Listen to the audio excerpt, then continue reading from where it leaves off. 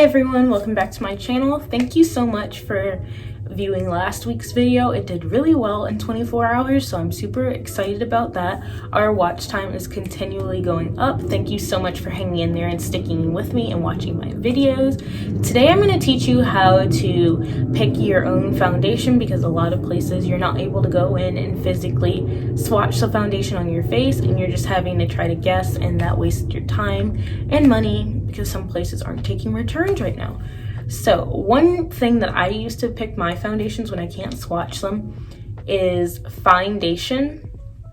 It's this platform where you type in a foundation that works really well for you and you think matches pretty well, or a shade that you've gotten matched to previously. It helps you find like drugstore foundations that would match that shade, and it also helps you find like high-end foundations that would match that shade. So it just helps you, it narrows down your choices a lot more, and I've had really great success using that website versus just trying to guess myself. Another resource that I use is the Maybelline website. They have actually like a little shade matching test that you can do, where you can either answer some questions for them or you can upload a picture of yourself in good lighting with no makeup on, and it goes ahead and picks a foundation that matches your skin.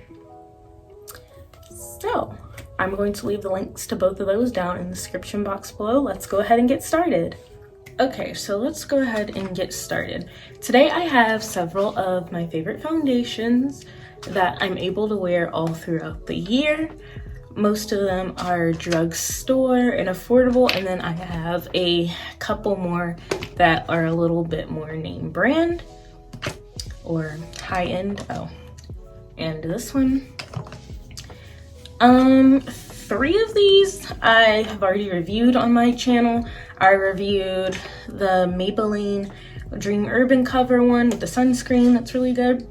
I reviewed the Rare Beauty one, and I reviewed the Avon Ink Long Lasting.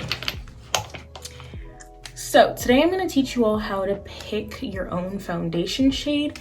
This is really important right now because a lot of companies like Sephora aren't giving out foundation samples, and it's really hard sometimes to judge what foundation shade you are, and then they're not able to put the product on you even in person. They have to hold up like a little plastic piece to your face. So that also makes it kind of hard to judge what your foundation shade would be. Let's see, my normal shade is 355 Coconut. That's the shade I use majority of the year. This is a shade that I use to base off all my other foundations that I pick. So a good way to find a foundation that will fit you is you want to look at the bottom of the bottle. You want to look at the bottom of the bottle right here, not the sides. I just feel like the bottom of the bottle really shows you what the color of the foundation is.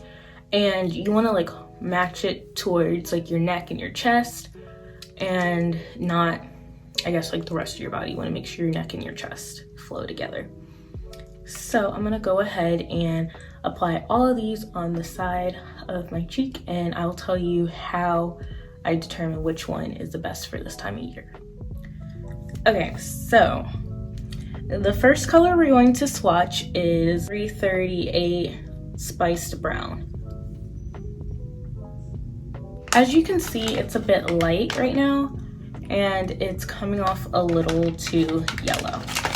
The next shade we're gonna swatch is 355 Coconut. This is the shade I wear the most. You can see they're really similar, but this one is a little bit deeper of a tone. Then we have the Dream Urban Cover Foundation from Maybelline in 348.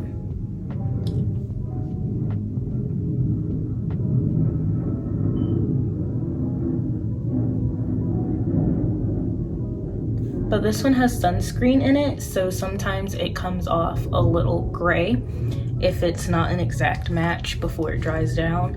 I don't know, it comes off a little gray. You just have to play with it to see if it actually works. And they didn't have a lot of shades from that collection, so they're all not too bad. They're not too far off.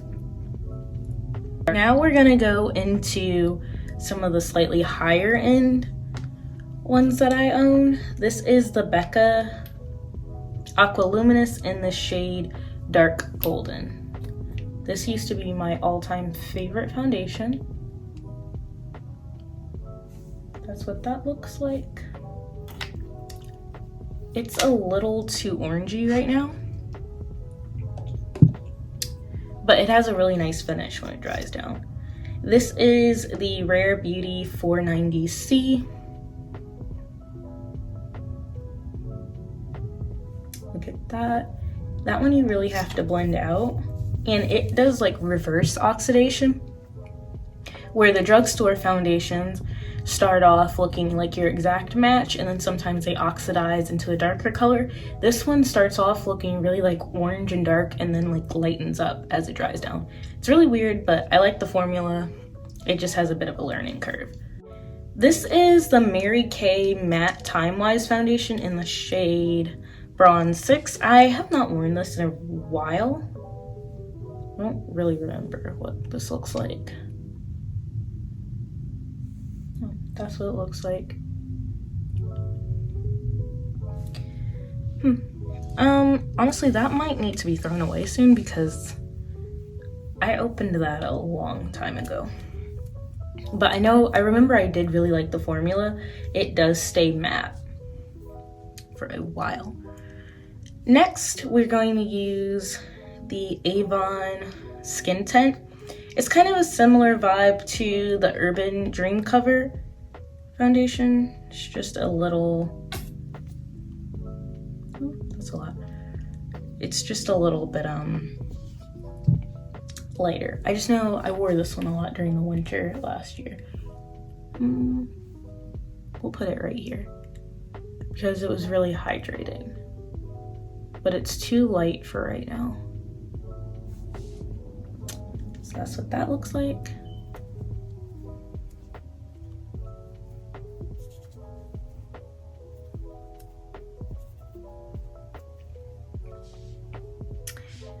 And then we're gonna use the Avon Ink Long Lasting, which is the shade I use to do my contour now. I'm gonna put that right here.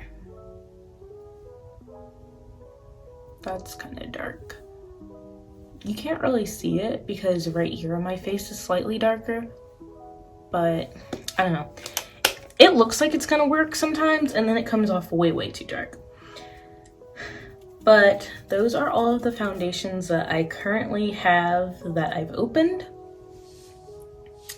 And this is how, and now I'm gonna tell you like how I pick which one's gonna work for this time of season, or like if I've been out in the sun a lot and I've tanned up, this is how I pick out which foundation I'm gonna wear every day.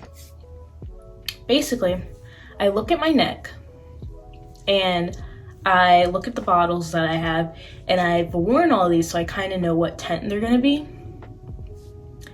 I pick one that's going to pull out like my yellowishy gold undertones without looking too bright and too ashy.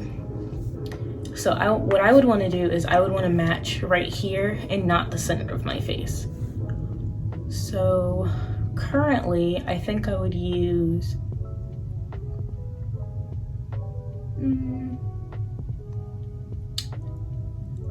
either 355 Coconut or 348. Those are the two shades that I'd probably wear right now because they would blend in the best. And I'm gonna go ahead and show you what one that's too light looks like, what one that's too dark looks like, and one that's a good match. Okay, so I've gone ahead and I applied 348 to this side of my face because that is a shade that I think is a pretty good, like, exact match right now. For my too light shade, I'm gonna use 338 Spiced Brown. And I'm just gonna tap some of that out on the back of my hand. I'm gonna go in with my fluffy brush. This is the brush that I use to like apply all my foundations. It's 100% my favorite brush. It's technically a contour brush, but I don't know. I just really, really like it. Okay.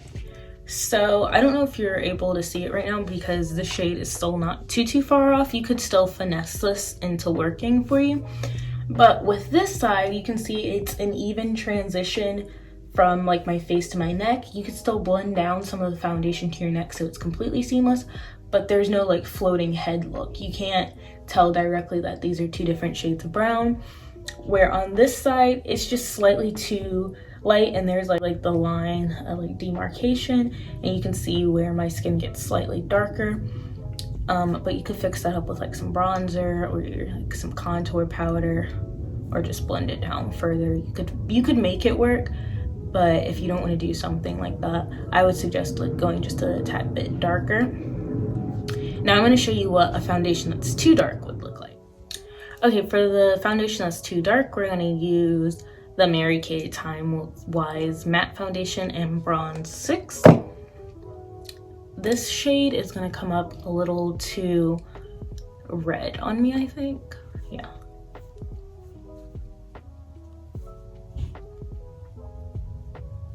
The formula is not bad though. This is a really nice formula. And again, most of these, like if it's just slightly off, you could always make it work. There's no need to buy like 7 different foundations. You could always make it work. It's just how much you don't want to be putting in extra work when you could possibly find a better shade that would just go ahead and glide on perfectly for you. Okay, so this is the shade that's too dark. There's just a slight bit of demarcation where this is looking a little more yellow and right here is looking a little more red. You could always just blend it down like I said earlier, but there is a better option out there for you. You could make this work, but there are better shade options out there.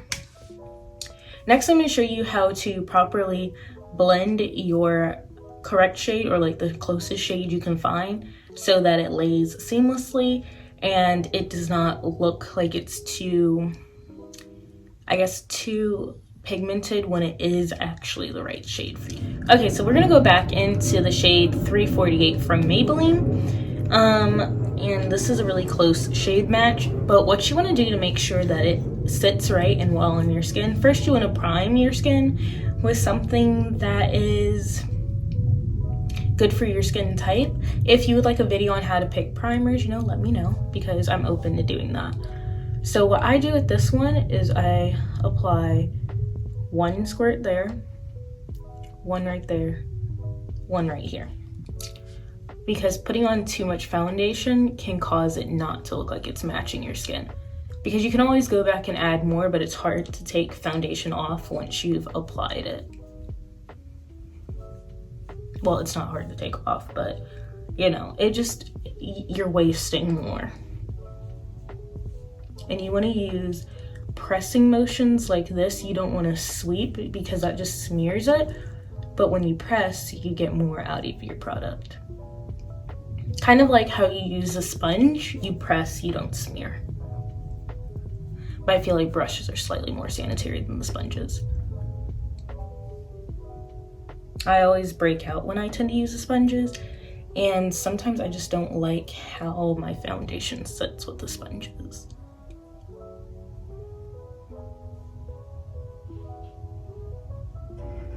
So you want to just make sure you press and go all the way up to your hairline, because even though you're wearing a foundation shade that is your match, if you don't go all the way up to your hairline or all the way down to your neck, it still just leaves a slight, it just gives it an unfinished look, I think. So you want to just make sure you get all over. You want to make sure you get into the corners of your nose.